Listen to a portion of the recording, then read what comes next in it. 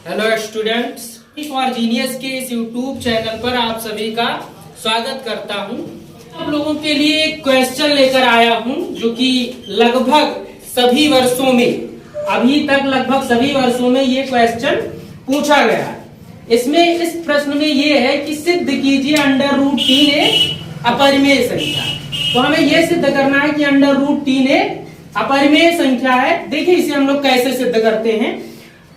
जैसे हम लोग इसके गणित के अंक गणित की आधारभूत प्रमेय से इस प्रश्न को सिद्ध करेंगे। तो इसमें हम लोग ये मान लेंगे कि √3 is not a rational number.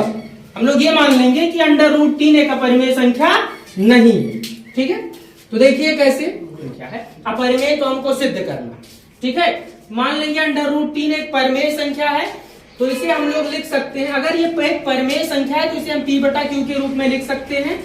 That means we can write it as एक √3 इज इक्वल टू A/B, यानी √3 बराबर 1/A/B, जहां पर A और B दोनों क्या हैं, जहां पर A, B दोनों सह अभाज्य संख्याएं हैं। A, B दोनों सह अभाज्य संख्याएं हैं, सह अभाज्य संख्याएं हैं। तो देखिए सह अभाज्य संख्याएं क्या होती हैं? ऐसी दो संख्याएं जिनका उभयनिष्ठ गुणनखंड 1 होता है, ऐसी संख्याएं क्या कहलाती हैं? सह अभाज्य संख्याएं।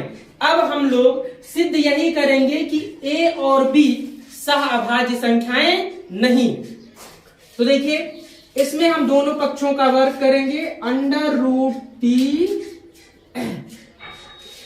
दोनों पक्षों का वर्ग करने पर, तो ये √3 का वर्ग कितना होता है? 3, और ये हो जाएगा आपका A²/B²। अब इसको हम क्या करेंगे? कैंची गुणा कर लेंगे, क्रॉस मल्टीप्लाई। तो ये आ जाएगा 3B² बराबर A²। ठीक है, क्या आ जाएगा? A² बराबर कितना?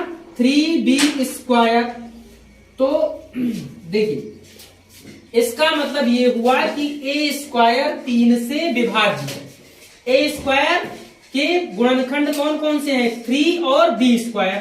तो A² 3 से विभाज्य है, इसलिए A भी 3 से विभाज्य होगा। चूंकि A² 3 से विभाज्य है, A² किससे विभाज्य है? 3 से विभाज्य है। इसलिए हम लोगों के इसमें एक प्रमेय दी हुई है कि यदि A² किसी संख्या से विभाज्य है तो A भी उसी संख्या से विभाज्य होगा। तो यहां पर A² 3 से विभाज्य है, इसलिए A भी 3 से विभाज्य होगा। A भी 3 से विभाज्य होगा। अच्छा, कुछ बच्चों को यह कंफ्यूजन हो सकता है कि ये A² 3 से कैसे विभाज्य है। तो देखिए हम लोग ये जानते हैं भाई कि अगर 6 लिखा है तो 6 को हम क्या लिख सकते हैं? 2 × 3 ही लिख सकते हैं, 2 × 3 लिख सकते हैं। तो ये 6 जो है ये 2 से भी विभाज्य होता है और 3 से भी विभाज्य होता है। 6 को हम 2 × 3 ही केवल लिख सकते हैं, 6 को 2 × 5 नहीं लिख सकते हैं। क्यों नहीं लिख सकते हैं? क्योंकि 2 × 5 = 10 होता है।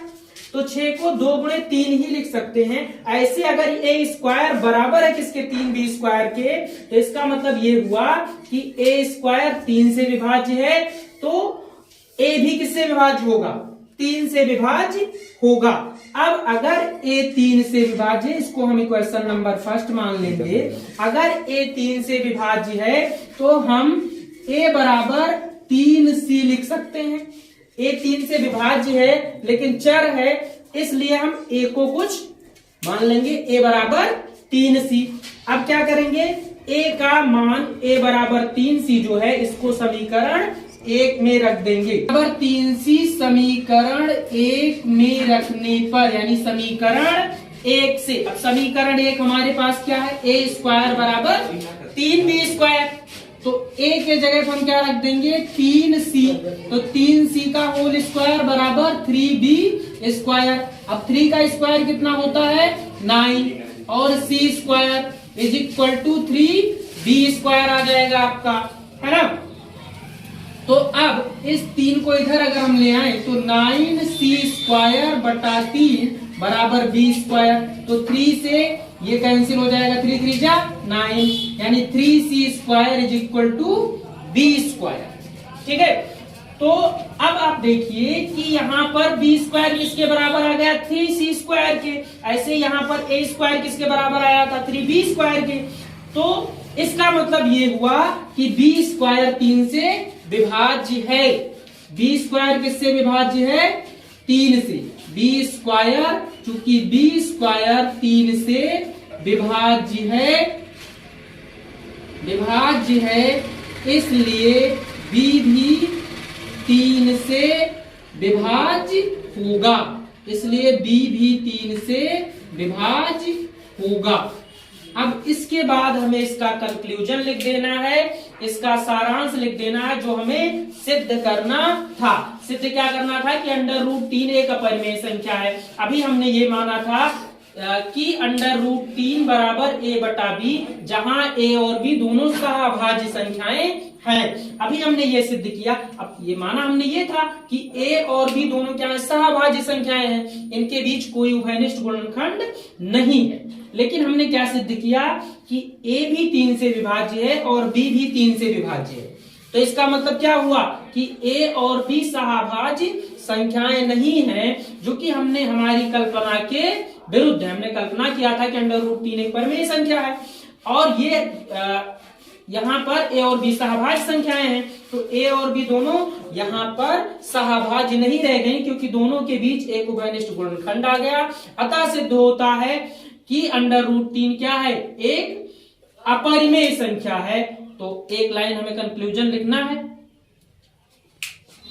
हाँ, तो इसका कंक्लूजन ये है कि हमने अभी सिद्ध किया कि a और b दोनों क्या है सहाभाज्य संख्याएं नहीं है, क्योंकि उनके बीच में एक उभयनिष्ठ गुणनखंड 3 है और ये चीज हमारी कल्पना के विरुद्ध है। कंक्लूजन में बस खाली आपको इतना लिख देना है, अतः सिद्ध होता है कि √3 एक अपरिमेय संख्या है। देखिए बहुत ही इंपॉर्टेंट प्रश्न है।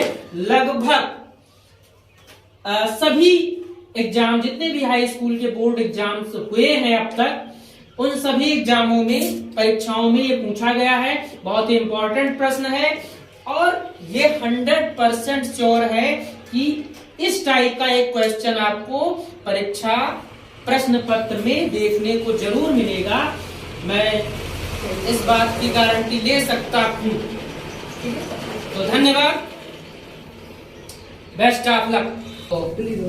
यदि आपको यह वीडियो पसंद आया हो तो please do like share and subscribe my YouTube channel Academy for Genius by Sandeep sir.